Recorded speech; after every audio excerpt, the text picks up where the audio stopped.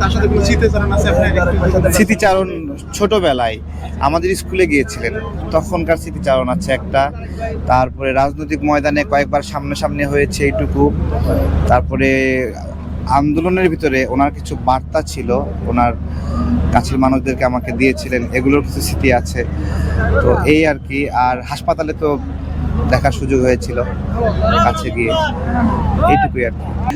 ম্যাডামের সাথে আমার অনেকগুলো স্মৃতি, কারণ ওনার সাথে আমার অনেকবার দেখা হয়েছে, অনেক পথ চলার সৌভাগ্য হয়েছে।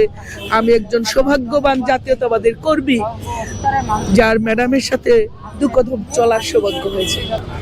আমার স্মৃতির মধ্যে এতটুকুই ওয়েস্টার্ন হোটেলে। এমনি তার সাথে আরও স্মৃতি আছে, সেটা হচ্ছে যে আলিয়া মাদ্রাসা মাঠে ওনাকে যেমন জিয়া অরফানেজ ট্রাস্ট এবং জিয়া দুর্নীতি মামলা দিয়েছিল দুইটা, এই মামলায় ওনাকে প্রত্যেক সপ্তাহে বলবো 15 দিনের মধ্যে প্রত্যেক সপ্তাহে ওনার হাজিরা থাকতো।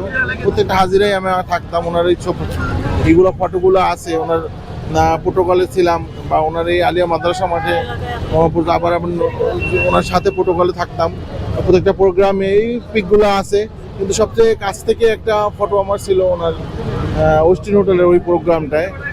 উনি ব্যক্তিগতভাবে আমাকে এমনি নামে ফেজে চিনতো। তার সাথে কোনো স্মৃতি আছে? জি, আমাদের তার কোনো স্মৃতি নাই, আমাদের শুধু ভালোবাসা আছে তার প্রতি। আমার স্মৃতি, আমি যখন তিতুমির কলেজে ভর্তি হই এরপর থেকেই ম্যাডামের অফিসে আমরা থাকতাম আমাদের কেন্দ্রীয় নেতৃবৃন্দর সাথে। আমরা স্লোগান দিতাম, ওখান থেকে আমার পরিচয়, আমি স্লোগান মাস্টার হিসেবে ওখানেই পরিচয় পেয়েছি। আর একটা স্মৃতি আছে বক্সিবাজারে উনি যখন হাজিরা দিতে যেত, আমরা তো ওনার গাড়ির সাথে সাথে দৌড়াইতাম। ওনার গাড়ির ধাক্কা খেয়ে আমি পড়ে গিয়েছিলাম, তখন উনি আমার খোঁজ খবর রেখেছিল।